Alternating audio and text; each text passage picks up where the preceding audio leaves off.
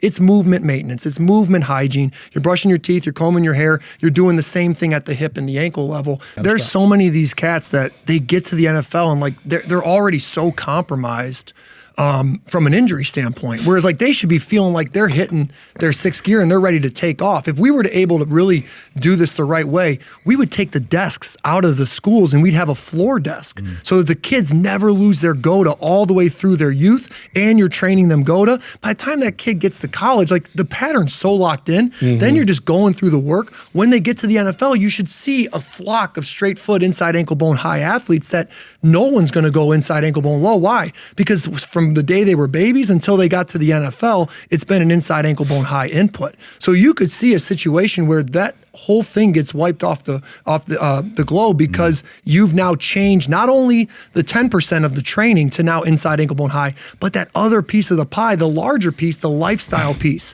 better shoe choices, better shoe knowledge, better sitting options, right? Now it's like I'm owning 100% of my day in a proper movement pattern. And now I can go about my life, whether you're Saquon Barkley trying to break a 70-yard run, or you're a lady trying to get from one end of the aisle to the other without back pain. You still got feet, you still got ankles, and they've got to pay homage to the old pattern because that is what it is. And everybody has to have this. Andrew said it, this isn't just for athletes. He's like, oh my God, this is for every body. Every body is designed in that same way. It's ball and socket technology, it's coupled motion technology, it's land, air, and sea, everything fractals out. Nature's building the same recyclable, durable pattern into all its species, but we've just gone the wrong way, and it's only been a shortest period of time, but we don't know until kind of a few decades go by that, oh shit, the cigarettes are bad. Now you're like, oh shit, the chairs are bad. The next piece is gonna be like, oh, maybe those lifts aren't what we should be doing with our locomotive athletes because they do carry the same energy signature as the ACL or the Achilles. You were mentioning earlier about the tribe and the documentary that you saw where everyone's walking the same. Well, I kind of see the Walking Dead out there. I see like everyone's like walking the same way, but it's bad. But it's bad, It's well, not 85% of the population is probably in back pain. Yeah, there's tons of pain and tons of reason why they're kind of stuck in those positions. Yes. Maybe they were previous athletes, or maybe they just haven't done much in a really long time. I find that to be really interesting too. Like a lot of folks haven't just really explored what they can do physically in a really long time. They haven't jumped.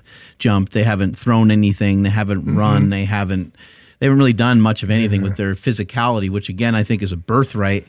And it's something that you should be cautious of. Like losing that kind of knocks back a lot of the traits that we have as human beings and disconnects us from like the heart and determination and a lot of the cool shit that we have.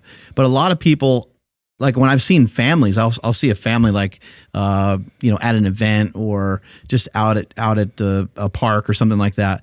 And I see them walking, and they're all walking the same, and everyone's all duck-footed, or everyone's like knock-kneed, or like, what do you guys do? Like, because sometimes you get an athlete, especially like a teenage kid comes to, he's like 17, and he's like 6'4", and he's a big overgrown giant, of a kid, and the knees are kind of slammed in, toes are pointed out, and it's like, oh man, I know for me as a coach, it was very difficult. I didn't have the skill set. I didn't know this stuff that you guys are communicating. That would have been really helpful because for me, I was trying to make that kid, I was trying to squish him into positions that he wasn't really capable of doing.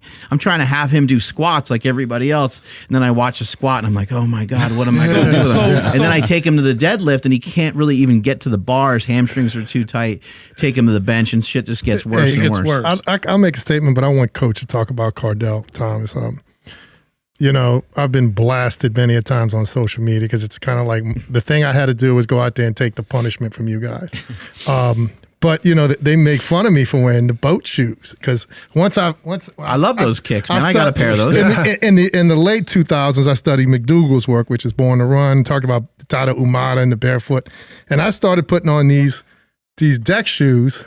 And I'd coach right off the deck shoes, and people on social media would make fun of me. So, but I haven't put my foot in a shoe that binds them in like a decade and a half. This is a slab of rubber with some cloth around it, pretty much. But talk about Cardell. Power Project family, how's it going? We talk about getting your lab work done all the time on this podcast, but a problem with getting your lab work done if you want to check your testosterone, cholesterol, any of that good stuff is that it can be super expensive if you try to go through a normal doctor. That's why we partner with Merrick Health, owned by Derek from More Plates, More Dates. And the amazing thing about Merrick Health is that when you get your labs or the Power Project panel for men and women that we have on their website, these labs are extremely affordable. Literally, they could be up to 70% cheaper than what you would purchase from a doctor. So, Andrew, how can people get a hold of these labs? Yes, on top of Merrick Health already being super affordable, when you head over to merrickhealth.com, that's MAREK health.com, and you use promo code PowerProject10, you're going to save 10% off all of the labs that you order. And if you don't know where to start, you can head over to merrickhealth.com/powerproject. Now that's going to be the Power Project panel that has over 26 different labs from testosterone, estrogen, all the important stuff that like even I can't even name off the top of my head because I'm just not the one that came up with the lab, but it is going to cover everything so that way you know everything that's going on under the hood. And when you order that, use promo code PowerProject for $101 off of that. I know that's a lot of information, but everything will be explained down in the description as well as the podcast show notes. Head over there right now. Cardell Thomas is a offensive lineman from LSU. And he was called Mr. Pancake in high school. He was, arguably maybe the best offensive lineman ever in high school. And he got to LSU and he had a foot injury immediately. And through the rehab process and all of that stuff and using the instep of the foot, it basically almost turned his foot into like this almost milk dud type shape, if you could visualize that, with the ankle sitting way on the inside of it. So what happens, what we see a lot of these people that don't have an arch, is the human body's very complex, it's very special. So we'll see, and we just say it's like an extension of the navicular bone or something like that, just to kind of give it a name or something, because it'll start to form a tissue or something underneath where the ankle is constantly playing, right? So it's almost like this big firm callus or something like that. So, and then unfortunately, there he is right there. The body, There he is. Look at him. the body will do wild stuff. Boom. It'll grow. Your body will grow like bones and shit. You'll have bones on your. It's really not But fair. you see his walk. You can see that pattern that Gary's been trying to pull out of it. But that goes back to what we did with your guys' feet, where we see that collapsed arch outside the columns and the ankle, diving down and in. What Gary's got to do is he's got to get them decompressed. And these big guys have to go through that same process. When you think you had a tight hip, like this kid's been sitting with that foot open on the instep for 10 years, 12 years. You know what I'm saying? And then what they do, listen, and it's unfortunate. Big time college football, you're property now. Like, they're going to do everything that they could do to keep you on the field. Nobody's looking from how can we really fix? They inject them, get them out there. Inject them, get them out there. Next man up. And it's unfortunate, but that's what it is. This kid was special. Now he ended up coming back. Everybody was like, man, what happened to this guy?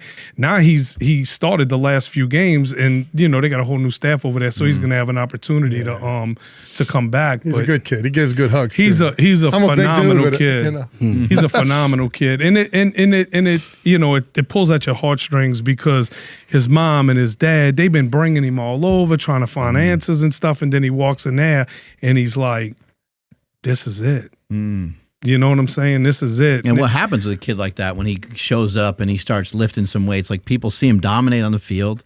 Then he goes to do a squat and he can barely squat 225, and the coaches are up his ass about it, right? Yeah, well, he squatted 650 or something like that. Okay. I put him in the single leg wall sit, and he couldn't hold it for 6 seconds. Right. That goes back to not transferable. What is strength? Yeah. What is strength? It could be, you could measure it as a number, but when we actually talk about, what are the patterns and the specs of the engine that I want to see on the field? Well, I need to see those bows, so you're actually not strong. Because in the pattern that we need on the field, you're weak. But in the pattern that we need in the weight room, you're a monster. Because they're two separate things, and they need to be in their own places. And if people know that, the people that are in the powerlifting, Olympic lifting space, they could even stay there longer and then possibly Push more weight. put off the surgery at the end of it. And then you're going to keep your locomotive athletes, happy and safe at the same time. So just by the knowledge and the awareness, you can put the parties where they need to be, and then everybody can start to feel good about their own body and what they want to do. What's your thought patterns behind somebody having some GOATA, they're moving really well, and they're implementing and utilizing some strength training? Because you guys, strength training that you guys don't normally preach, but you guys must run into this because these athletes, they must go off and, they have do to. other stuff because it's a requirement. And then some people just want to. Some people just want to deadlift or squat or whatever it is. So what do you see with some of those folks? I mean, it could be done differently. It's like it's one of them things where if it's a locomotive athlete, they don't have to do those things to build strength. You found that out today. Like we lit up parts of your body or yesterday too, that wasn't being utilized. Now, when you go back and you say, okay, well, let's put everything in a category. Okay, does he play on his heels? Does he play with duck feet? Does he do all of these things? Well, then what system fits him the best? Okay, let's go back now and let's go look at a power lifter. Does he use his heels? Yeah.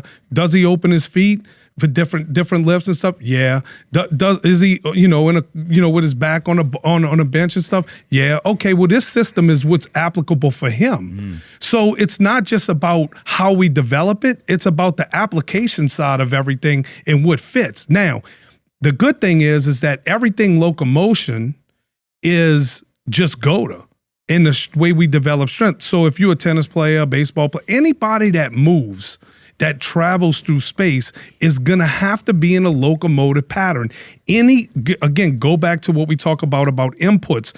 If I take and I give that kid powerlifting and Olympic lifting inputs, and he's a defensive end, eventually he's going to have the soft tissue injury. There's no way to keep him safe. I think the practical way for the athlete, like thinking back on my day to day, and how could I have done this at an Iowa, where now I have to do these lifts. It is what it is, and we see this with a lot of athletes. What could I have done to kind of counteract that? And that's why we talked to you guys yesterday about capturing that 90%, right? That lifestyle. So that's where you talk about the walk. You mentioned all the walking miles you do. How many steps you said was like 20,000. So 20,000 steps. Those could be 20,000 GOATA steps.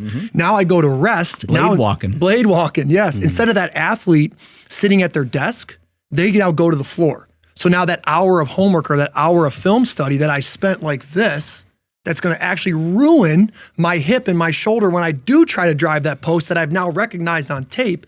We could be on the ground and we could be keeping that pattern. So the young athletes, like chocolate cake when you're on a diet, right? the young athletes, it's going to be a problem. They got to capture the 90%. It's the only way right now. Like Gary's saying, it's not optimal to be going back and forth because I'm still giving that nervous system the go ahead. That's what always, keeps us up at night is if my athlete's getting any sort of inside ankle bone low, it's still alive in that backlog. It's still there. We're trying to wash it all out because it's got nothing to do with their movement. But the best we can do with what we have right now is to try to capture the 90% with their walk and their rest, and then a really clean groundwork routine like we showed you guys that's going to target all those big time areas and be something that they could add into their morning and their nighttime routine. It's movement maintenance. It's movement hygiene. You're brushing your teeth. You're combing your hair. You're doing the same thing at the hip and the ankle level. That's giving everybody their best chance. That'd be the same blueprint that I would send off to anybody.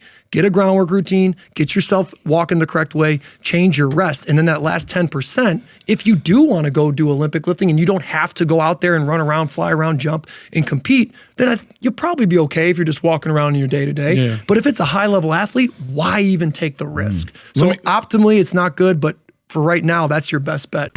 Hey, little mama, let me whisper in your ear. Like, comment, subscribe to the channel because we continue to bring you peak content on this channel. Obviously, you guys are here. You guys have watched the whole video. So like, comment, subscribe. All right? See you later.